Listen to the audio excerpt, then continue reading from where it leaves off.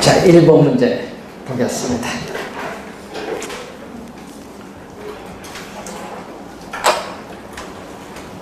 자, 복합 개념의 부동산에 관한 설명으로 틀린 것은, 자, 복합 개념하면 항상 여러분은 기억 속에 기술적, 경제적, 법률적이 떠올라야 됩니다. 기술적, 경제적, 법률적 측면으로 나타낸 부동산을 복합 개념이라는 용어를 사용해요. 1번은 맞는 지문이고, 2번 우리나라의 부동산 학을 우리가 단기적으로 발전시킨 종합식 접근 방법과 밀접한 관련이 있죠.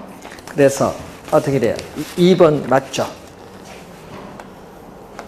자, 이 부동산 학을 우리가 연구하는 방법 중에 이 종합식 접근 방법이 있죠. 우리 접근 방법에서 이 종합식이 제일 많이 출제를 하는데, 이 부동산 학을 기술적 측면, 경제적 측면에 뭘로 이해를 한다? 복합 개념으로 이해한다. 이 복합 개념으로 이해한다는 걸 항상 염두에 둬야겠죠. 이 복합 개념으로 이해한다. 그리고 부동산학에 영향을 미치는 경제학, 법학, 행정학, 건축학 이런 주변의 여러 과학의 학문의 연구 결과를 우리는 체계화 또는 이걸 시스템이라고 하죠. 이 시스템화하여 부동산학의 응용에 대비하려는 접근 방법이 종합식 접근 방법입니다. 그래서 2번 맞거든요. 우리나라의 부동산학을 단기적으로 발전시킨 종합식 접근 방법과 밀접한 관련이 있습니다. 2번 맞고, 3번 토지와 건물이 결합된 부동산, 이것을 우리 뭐라고 하냐면 복합 부동산. 그래서 틀린 지문은 3번이 정답이죠. 그래서 여러분이 우선 복합 개념의 부동산과 이 복합 부동산을 서로 이해를 하고 있느냐, 이걸 보는 거죠. 서로 이해를 하고 있느냐. 그래서 3번 정답이고, 부동산의 경제적 가치인데, 이 부동산을 유형적 측면에서 바라본 개념이 있고, 또 형태가 없는 무형적 측면에서 바라보는데, 이때 무형적 측면에서 우리가 볼 때 부동산 시장에서의 수요, 공급에 의해서 가격이 어떻게 결정되고 변동되냐, 이 가격 관계를 다루는 이 경제적 가치, 경기 변동, 경제 성장, 이런 것은 다 뭐와 관련이 있죠? 이 경제적 측면에서의 개념과 관련이 있고, 소유권 등 권리관계, 여러분 소유권 등 권리관계는 사법적 측면이고, 토지 이용 규제의 대표적 수단인 지역지구제, 이것은 뭐죠?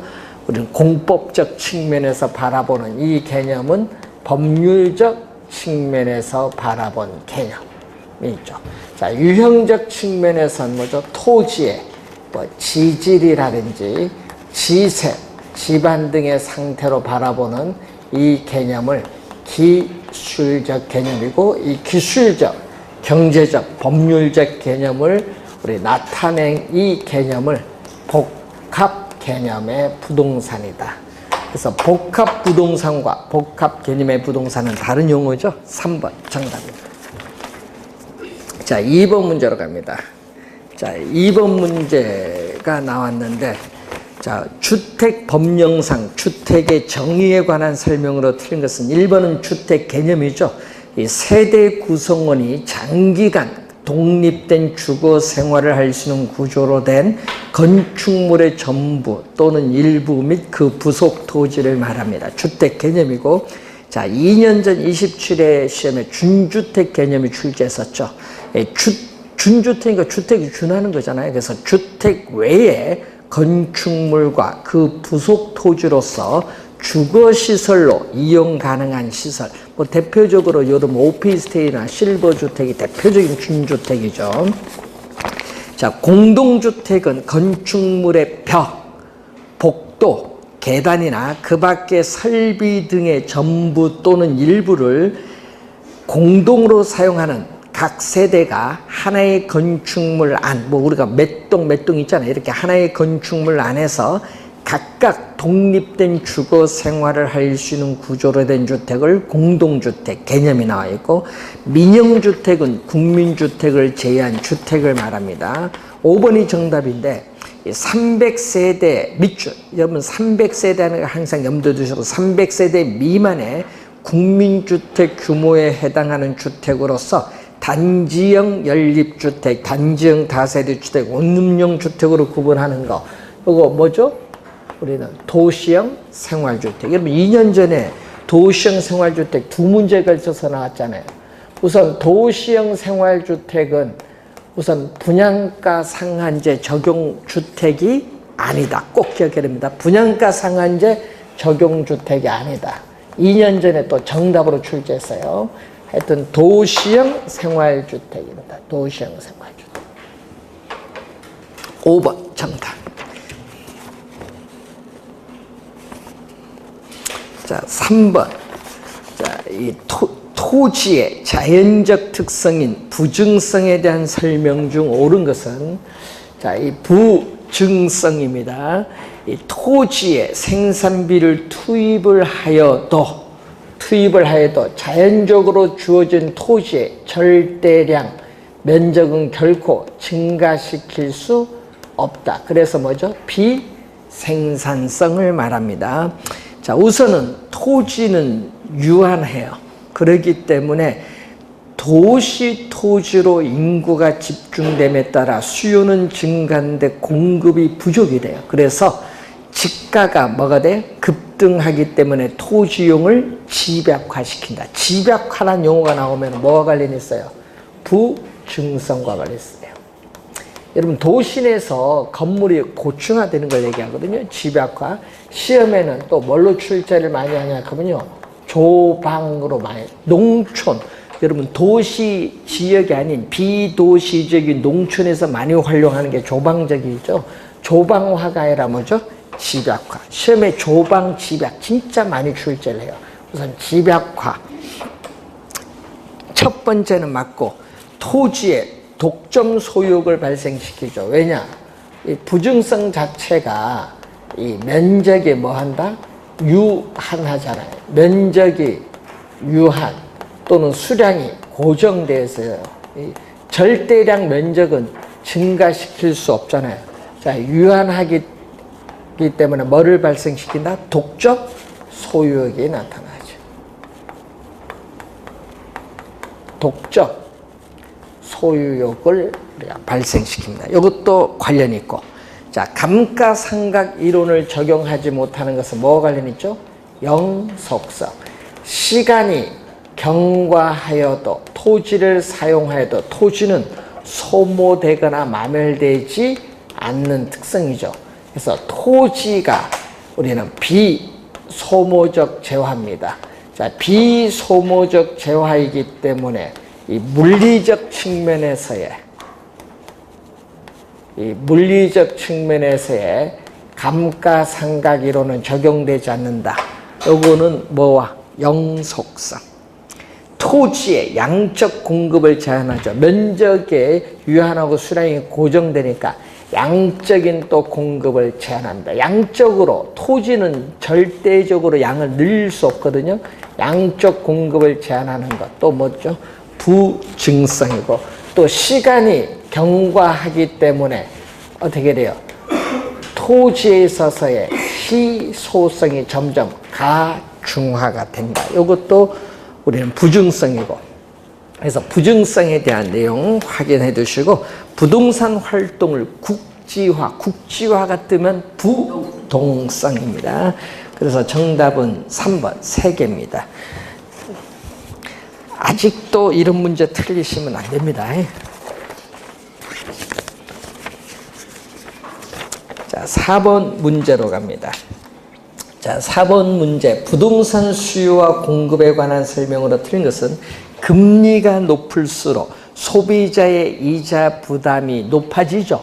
높아지면은 구매력은 떨어져서 수요는 감소하죠. 요즘 금리 인상 얘기 많이 나오죠. 부동산 발 뉴스에 많이 나오는데 그러면은 이자가 부담이 여러분 높아져요. 1억 대출 받은 사람이요. 금리가 1% 우리나라가 오르면요. 연간 약 95만 원 이자 더 부담해야 돼. 95만 원이면 라면이 몇 개예요. 이게 상당히 부담이 있어요. 여러분 연간 소득 따지면 부담이 크죠. 그런데 1억이 아니라 얼마 대출 받았어? 3억 받았다 하면 얼마야? 300만 원이에요. 300만 원은 연간 가족이 뭐다? 휴대폰 사용료야. 그 큰 돈이지. 부담이 있습니다. 화폐 가치가 하락한다. 자, 물가가 지속적으로 상승하는 인플레이션이 발생하면은 화폐 가치는 하락하지만 실물 자산인 부동산 가격은 오르죠. 그럼 부동산 수요는 증가하죠. 화폐를 보유하기보다는 부동산을 보유하고자 하기 때문에 수요는 증가합니다. 2번 정답. 3번 세금이 많을수록 세금 부담이 높아지니까 당연히 어떻게 돼요? 세금이 많아지면은 수익성이 악화돼서 공급은 감소합니다. 건축비가 적을수록 어떻게 돼요? 이전보다 공급량이 더 많아지죠.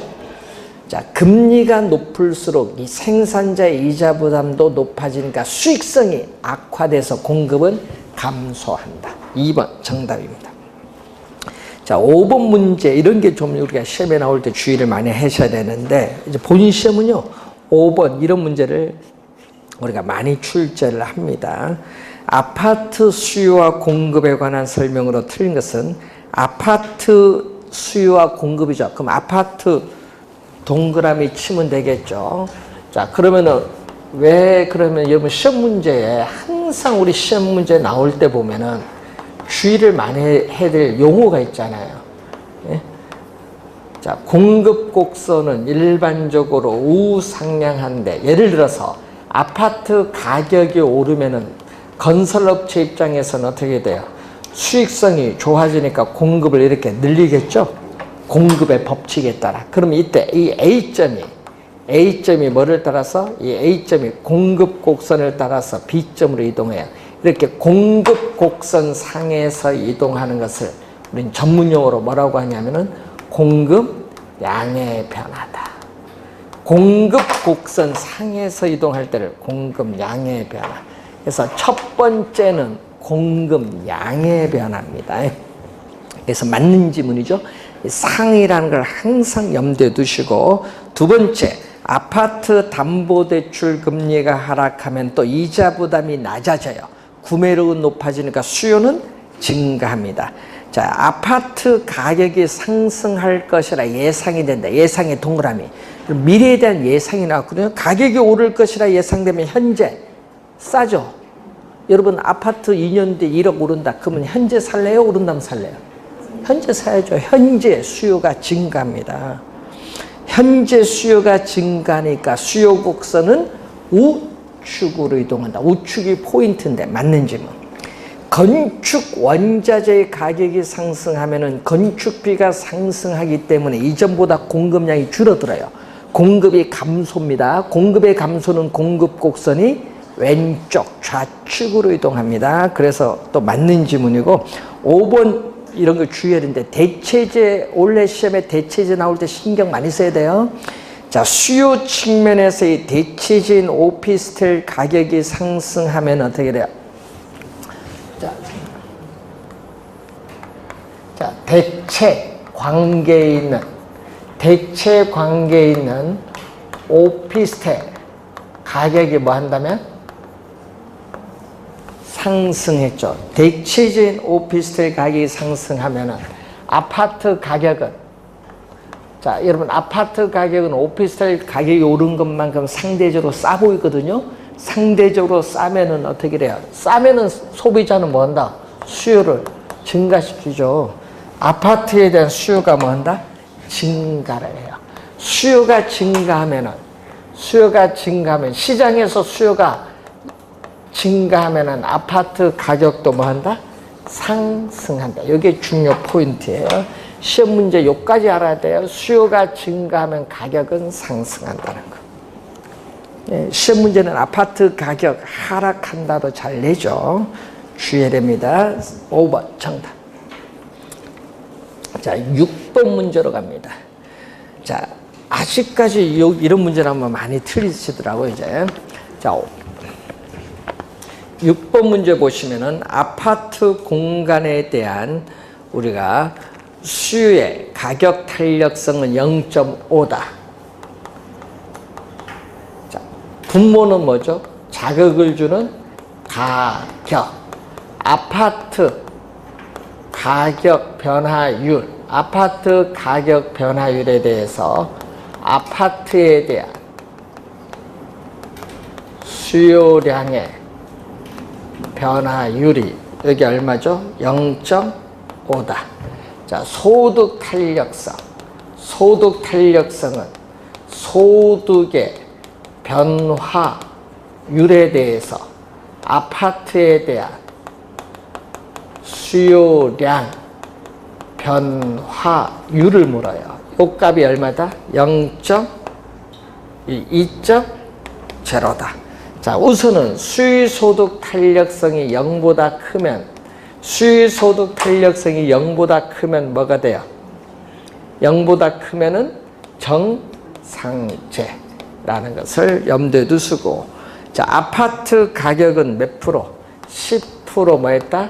상승하면 수요법칙에 따라 수요량은 감소하고, 또 소득은 몇 프로? 1% 증가한다. 여러분, 소득이 1% 증가인데 소득이 증가할수록 수요량도 증가하는 상품을 뭐라고 한다? 우리는 정상제. 소득이 증가할수록 수요량도 증가하는 상품은 정상제. 그럼 첫 번째 수식에서 아파트 수요량은 몇 프로? 10%에 0.5를 곱해주면 5% 뭐 한다?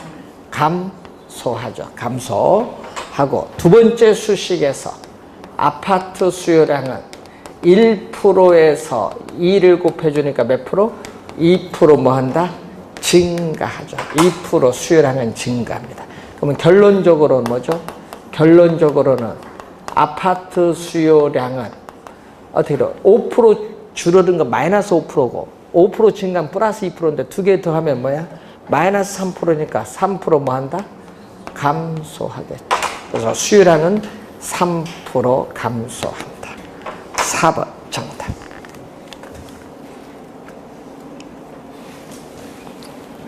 자, 7번. 자, 7번 문제 보시면은 어떤 부동산에 대한 수요 함수가 변했는데 공급 함수는 어떻게 돼요? 변화가 없다. 자, 여러분 이해를 돕기 위해서 그림을 한번 그려볼까요? 공급 함수는 얼마다? 50으로 이렇게 변화가 없다. 자, QS는 50인데, 자, 수요가 얼마죠? 100이죠. 자, 이런 의미겠죠. 우리가 수요 곡선이 어떻게 주어졌다? 자, 수요 곡선이 지금 얼마? EP는 100 마이너스 얼마죠? QD로 주어졌다. 그럼 QD는 얼마? QD는 항상 QD는 100 마이너스 EP. 이게 바로 무슨 균형? 최초의 균형인데, 자, 이때 수요 곡선이 이렇게 이동을 했어요. 이동을 했을 때 두 번째가 3P리 꼬르는 얼마? 200 마이너스 QD로 주어졌어요.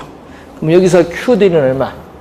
QD는 또 200 마이너스 3P. 요 점은 뭐죠? 새로운 균형. 근데 뭐는 균형 거래량, 수직선일 때는 균형 거래량은 변화가 없어요. 수직선은 균형 거래량은 변화가 없어요. 그러면 답은 2번 아니면 몇 번? 4번. 둘 중에 하나예요. 우선 수직선이니까 공급이 고정되니까 거래량은 변화가 없다는 거예요. 그럼 이제 가격만 따져보면 되는데, 자, 최초의 균형. 자, 수요 곡선이 이동하기 전. 자, 수요 곡선이 이동하기 전 최초의 균형은 얼마? 수요량은 얼마? 100 마이너스 최초의 균형. 그러면 균형을 구할 때는 항상 균형을 구할 때는 수요량과 공급량이 서로 뭐죠? 같다. 수요량과 공급량이 서로 같다 해서 구합니다. 얼마죠? 수요량은 100 마이너스 2P, 공급은 얼마? 50 같다. 그러면은 마이너스가 우변으로 가면 플러스 2P가 되고 100에서 50을 빼니까 얼마죠? 50. 양변을 2로 나눠주니까 균형 가격은 얼마죠? 최초의 균형 가격은 25가 되죠. 자, 그러면은 새로운 균형은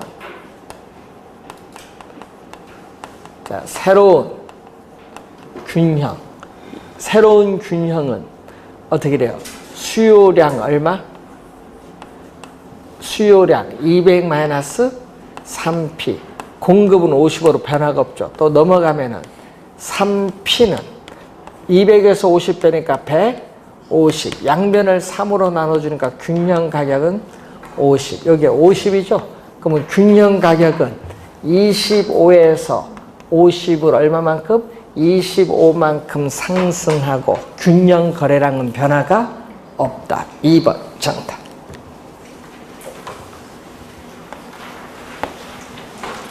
자, 8번 문제로 갑니다. 부동산 경기 변동에 관한 설명으로 틀린 것은, 자, 부동산 경기 변동의 진폭은 일반 경기 변동의 진폭보다 크다. 크다가 포인트죠. 왜냐? 착공에서 완공에 이르기까지 시간이 오래 걸려. 바로 타성의 작용 때문에 그렇습니다. 자, 1번 지문은 26회 정답 지문으로 출제했었죠. 자, 1번 지문 시험에는 많이 나오니까 좀 주의해 두시고, 2번 부동산 가격의 상승은 경기 측정의 지표가 될 수 있죠. 가격 측정 지표 될 수 있어요. 명목 변수입니다. 그런데 가격이 상승한다고 해서 반드시 호경기라고 할 수 없으면 부동산 거래에 투기적 요소가 개재될 경우에는 실물 경제의 생산, 건축 생산과 무관할 수 있기 때문에 그랬습니다. 그래서 이런 부동산 투기에서 일시적으로 가격이 오른다고 해서 경기가 좋다고 말할 수는 없다는 거예요. 2번 맞는 질문. 3번 부동산 경기 순환의 유형 중, 유형은 어떻게 가죠? 이렇게 가죠. 자, 이게 경기 추세선인데 이런 형태, 평균, 여러분 이 화살표는 평균 경기 추세선이에요. 그러면 이렇게 가죠. 바닥을 통해서 올라가는 뭐죠? 회복. 그 다음에 정점을 향해서 올라가는 상향. 정점을 통해서 내려오는 후퇴. 그 다음에 바닥을 통해서 내려가는 하향. 이게 계속 이렇게 되풀이돼서 반복이 돼요. 자, 이런 형태의 4가지 국면이 나와요. 그래서 지금 순서를 보세요. 상향 다음에 뭐 해야 돼? 후퇴. 후퇴 다음 하향. 하향 다음 회복을 가는데 거쳐 안정시장으로 이행한다는 게 틀려요. 안정시장은 경기순환 국면에 의해 분류가 되는 시장은 아니다. 안정시장으로 이행한다 그러면 안 돼요. 경기순환 국면에서 분류가 되는 시장은 아니라 일반 상품 시장에는 존재하지 않는다. 없고 어디에만? 부동산 시장에만 존재하는 고유의 시장이에요. 그래서 안정시장은 말 그대로 부동산 가격이 뭘로 가죠? 부동산 가격이 이렇게 안정적이거나 약간의 가벼운 상승을 가져오는 시장으로서 과거의 거래 사례 가격은 어떻게 될까요? 자, 과거의 거래 사례 가격. 요 과거의 거래 사례 가격은 안정적이기 때문에 현재 새로운 거래 사례에서 보면은 신뢰할 수 있는 거래의 기준이 된다는 거. 자, 4번째, 3번이 정답이고요. 4번째, 부동산 경기 순환의 유형 중 상향시장은 가격이 오르기 때문에 매도자는 거래를 뒤로 뭐한다? 미루려고 하고 매수자는 거래를 앞당기려고 했기 때문에 부동산 중개 전문 활동에서는 누구? 매도자가 공급자거든요. 매도자, 공급자가 중시가 된다. 여러분, 공급자가 매도자예요. 공급자, 매도자 중심의 시장이 되고, 과거의 사례는 어떻게 돼요? 과거의 거래 사례 가격은 현재에서 보면 밑에 있으니까 하한선. 요 하한이 또 시험에 한 4번 출제되고 2번은 정답으로 출제했어요. 하한선입니다. 주의해야 됩니다. 하한선. 순환적 변동 이외의 다른 형태의 경기 변동으로 계절적 변동, 장기적 변동, 무작위적 변동. 우리 시험에는 계절적 변동과 무작위적 변동이 자주 나오죠. 자, 2년 전에 26회도 2개 다 출제했어요. 자, 그 중에 무작위적 변동은 예기치 못한 사태인 지진, 홍수와 같은 자연재해, 정쟁, 혁명, 폭동, 파업 등에 있어서 이런 또 정부의 부동산 급격한 정책의 변화, 이런 변동이 바로 무슨 변동? 무작위적 변동. 무작위적, 불규칙, 우발적 변동.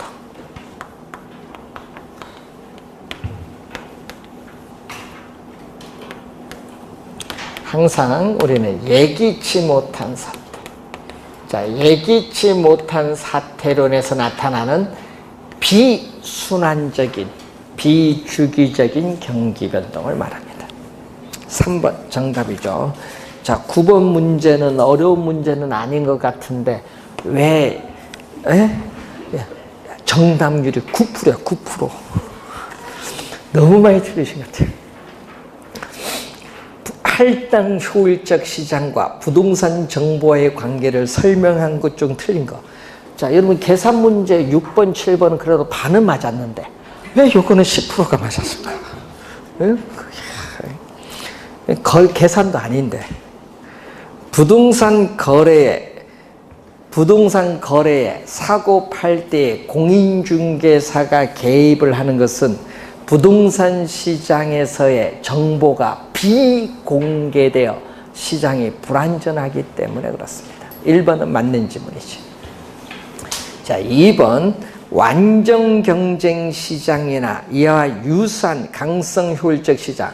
자, 여러분 완전 경쟁 시장에서는 상품에 대한 모든 정보가 공개되어 있는 완전한 정보라는 가정이 있죠. 이 가정에 어떻게 돼요? 가장 잘 부합되는 시장이 강성 효율적 시장이니까 당연히 정보 비용은 존재하지 않습니다. 2번은 맞는 질문이에요. 3번 부동산 시장에서도 초과 이윤을 획득하기 위해 지불되는 기회비용이 모든 투자자에게 똑같다, 동일하다면은 이윤을 얻을 수 없죠. 모든 쪽이 다 동일하면은 초과 이윤이 없어요. 그래서 뭐다? 할당 효율적 시장이 될 수 있다. 자, 4번째 할당 효율성 개념이죠. 자, 부동산 투자로부터 얻을 수 있는 수익률과 부동산 이외에 다른 투자 대안에 투자되었을 때 얻을 수 있는 수익률이 서로 같을 때를 뭐라고 한다?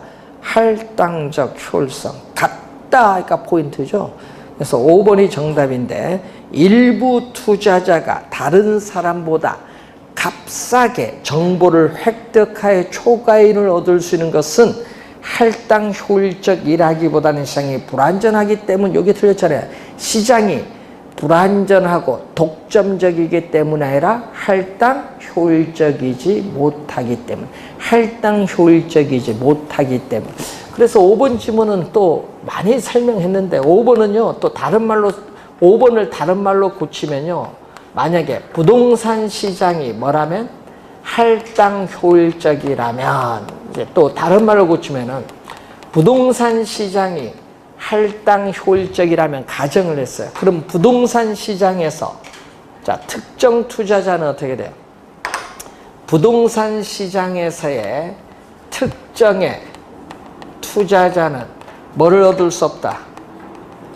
초과 이윤을 획득할 수도 없고, 또 부동산 시장에서 부동산 투기도 뭔다?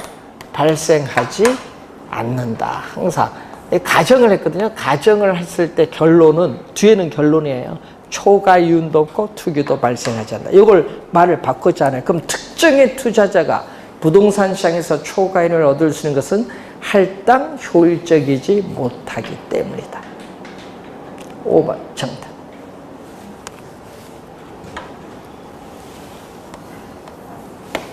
자, 10번 문제로 갑니다. 자, 이제는 10번 문제는 원래 시험에 나온다니까 이제 진짜 많이 잘 푸시네. 70%나 풀었어요. 야, 이런 건 맞춰줘야죠. 원래 나오면. 자, 다음 표는 어느 시장 지역 내 거주지 A에서 소비자가 이용하는 A 쇼핑센터까지 거리와 규모를 표시한 것이다. 현재 거주지 A 지역 인구가 10,000명인데 허프 모형에 의한다면 거주지 A에서 쇼핑센터 일의 이용객 수. 항상 이런 걸 잘 봐야겠죠. 공간, 거리의 마찰계 수 값이 얼마? 2라고 주어졌죠. 2라고 주어지면은 우리는 뭐를 적용한다? 중력 모형을 적용한다. 자, 중력 모형을 적용할 때는 매장 규모, 매장 면적에 비례하고 거리에 제곱에 반비례한다. 그러니까 매장 면적에 비례하고 거리 제곱에 반비례한다. 자, 그러면은 우선 쇼핑센터 1이죠. 자, 쇼핑센터 1 항상 뭐부터 구해야 된다? 우리는 커프 모형이 나오면 항상 구하고자 하는 순서는 제일 먼저 구해야 될 것은 시장 점유율부터 제일 먼저 구해야 된다. 자, 여러분이 시장 점유율은 분모는 전체입니다. 분모 전체. 쇼핑센터 1은 매장 면적 얼마죠? 1000에 비례하고 지금 관란에 뭐죠? 소요시간과 거리 비례는 동일하다. 소요시간 5분이면 5km라는 얘기죠. 소요시간과 거리 비례는 동일하다. 그래서 얼마? 5의 제곱. 자, 쇼핑센터 1은 또 매장 면적 1000인데 10분 거리 제곱에 반비례. 구하고자 하는 게 1이죠. 그러면 1000 5의 제곱입니다. 얼마 나오죠? 자, 25매요. 25니까 얼마? 40. 1000을 100으로 하니까 10. 5분의 4네요. 5분의 4를 100을 곱해주니까 몇 프로? 80%. 쇼핑센터 1의 시장 점유율은 우리는 우선은 80%니까 이용객 수는 지금 얼마? 1만 명. 1만 명. A지역의 인구의 1만 명의 몇 프로를 이용한다? 80%가 이용하니까 얼마죠? 8,000명. 그럼 예를 들어서 쇼핑센터 1에 이용객 한 사람당 어떻게 돼요? 지출 금액이 10만 원이다. 그러면 얼마 곱해주면 돼? 8,000명이 얼마 곱해주면 돼? 10만 명 곱해주면 매출액이 나와요. 이런 것도 계산할 줄 알아야 돼요. 작년에 매출액까지 출제했습니다. 여러분 지금 2개거든요. 우리 최근에 작년에 처음 3개 냈거든요. 그러면 앞으로 시험은 점포 3개를 내요. 자, 2개는 이제 여러분 많이 풀어봤으니까. 그래서 3개 뭐 이런 걸 좀 연습을 좀 해두셔야 돼요. 3개면 뭐만 하나 더 들어가면 돼? 분모에 하나만 더 들어가면 돼요. 자, 5번 정답입니다. 11번. 자, 도시 공간 구조 이론 및 지대론에 관한 설명으로 틀린 것은 파레토 지대. 또 파레토 지대 하니까 또 안 들어봤다 하지 마세요. 파레토 들어봤어요.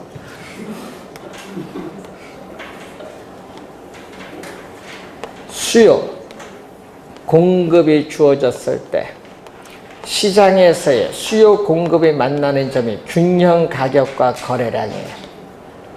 자, 여러분 생산 요소를 나는 이만큼 공급하면 나는 공급 곡선과 만나는 이만큼 나는 최소 받아야 돼요. 최소한 공급 곡선과 만나는 점만큼 나는 제공을 해서 받아야 돼. 그런데 시장에서 얼마를 받아요? 균형 가격을 받으니까 이만큼의 불로소득을 얻어요. 그럼 만약에 이만큼 공급하면 나는 최소 이만큼은 받아야 되는데 시장의 균형 가격 받으니까 이만큼 받고 있죠. 이렇게 균형 거래량까지 계속 세분하면은 이렇게 빨간 면적으로 나타나요. 이 빨간 면적을 우리는 뭐라고 한다? 우리는 불로소득이 뭐죠? 경제지대인데 이 경제지대를 뭐라고 한다? 파레토. 이탈리아의 경제학자 파레토라는 이름을 따서 파레토 지대라고 해요. 그러니까 요 밑에가 뭐죠? 현재 생산 요소가 현재 이용하고는 용도에서 다른 용도로 옮겨가지 않도록 하기 위해서 지불해야 되는 최소한의 금액, 이게 전용 수입이거든요. 그러면 전용 수입을 초과를 해서 이 빨간 지불된 소득을 뭐라고 한다? 파레토 지대죠. 자, 그래서 1번 맞는 지문이고 2번 토지의 공급 곡선이 뭐가 된다? 수직선. 이 얘기예요. 여러분 토지 공급 곡선이 수직선이라는 것은 토지에 귀속되는 소득. 자, 여러분 요 공급이요. 공급 곡선이 점점 어떻게 돼요? 기울기가 급해져서 수직되면요. 요 면적이 전부 뭐가 돼? 요 신면적이 없어져. 여러분 요게 계속 이렇게 수직되면 전부 무슨 면적? 빨간 면적이 돼. 빨간 면적이 되거든요. 이때 토지에 귀속되는 소득, 즉 토지를 이용한 대가 지대 요 전부가 우리는 리카도 지대라고 한다. 이럴 경우를 우리는 리카도 지대. 그러니까 토지 지대의 전부, 토지 지대의 전부 빨간색 전부를 우리 뭐라고 한다? 리카도 지대다. 이렇게 설명을 한다.